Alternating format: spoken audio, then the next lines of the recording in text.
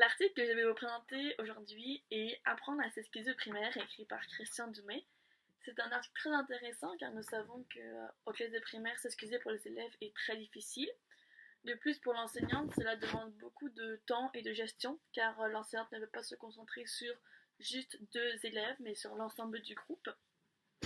Donc cet article en fait nous présente des options, des stratégies pour pouvoir enseigner l'acte de parole de s'excuser via les livres jeunesse. Donc en fait il nous présente le livre Léon et les bonnes manières, le professeur Zouf et numéro 13. Donc c'est 2 livres qui permettent d'avoir un point de repère pour les élèves et ne pas viser un cas d'élève en particulier. Les élèves sont donc dans une situation neutre. Les discussions et l'enseignement sont effectués à partir de ces 2 livres-là, qui sont au quotidien vus avec les élèves, par l'entremise donc de Léon et les bonnes manières et du professeur Zouf. Donc en fait, Christian Dumais nous a montré un atelier formatif sur l'acte de parole de s'excuser, qui est mis en 6 étapes. Fait que la première étape, qui est l'élément déclencheur, c'est au départ les personnages en lien avec les 2 livres de littérature jeunesse sont présentés aux élèves. Donc il y a Léon, professeur Zouf, numéro 13. Fait que c'est 2 livres différents. L'enseignant va d'abord donner un contre-exemple. Fait que la leçon du professeur Zouf, car c'est un professeur qui va dire à son élève numéro 13 qu'est-ce qu'il ne faut pas faire.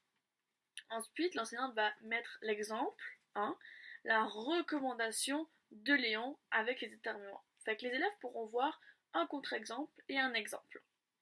Pareil, un contre-exemple 2, si j'ai plus de batterie, la leçon du professeur Zouf et un exemple, les recommandations de Léon sur les roues.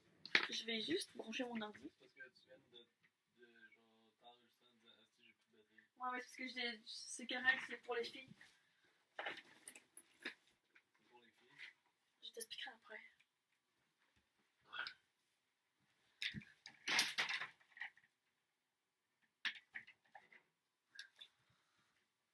Ok.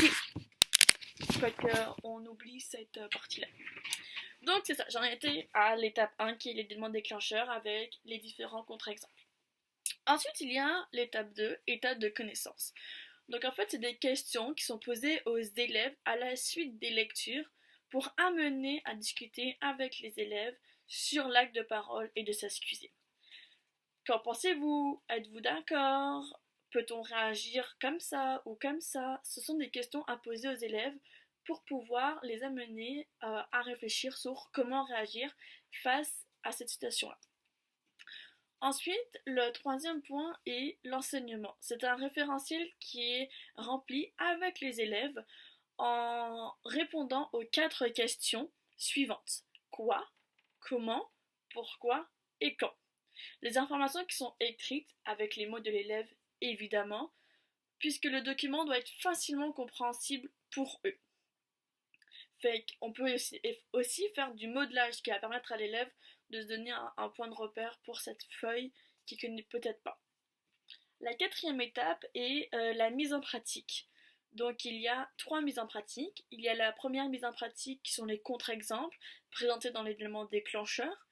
Ensuite, la mise en pratique numéro 2. En équipe de 2, les élèves vont préparer un contre-exemple et un exemple ensemble. Et il y a la mise en pratique numéro 3. C'est à partir de Léon et les bonnes manières. L'enseignant va identifier des situations qui demandent aux élèves de s'excuser. Fait que ça, c'est la 4, la mise en pratique. Fait que les élèves ici sont vraiment en action. L'étape 5 est le retour en grand groupe. Fait qu'il y a 3 retours en grand groupe. Le premier retour en grand groupe, c'est à la suite de la première mise en pratique, où l'enseignante va présenter des contre-exemples.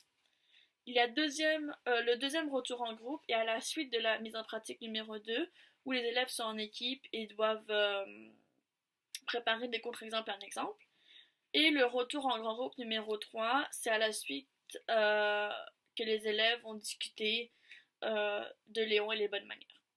Fait que ça, c'est l'étape 5. L'étape 6 est l'activité métacognitive. C'est l'enseignant qui demande aux élèves ce qu'ils ont retenu de l'acte de parole.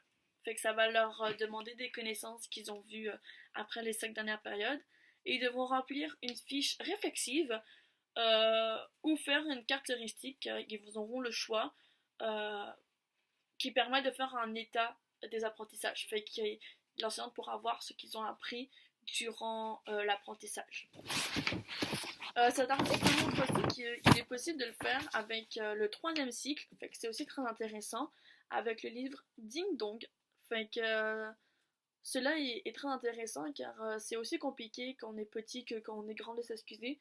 Fait que cela peut vraiment permettre aux élèves de comprendre l'importance des excuses face à un autre.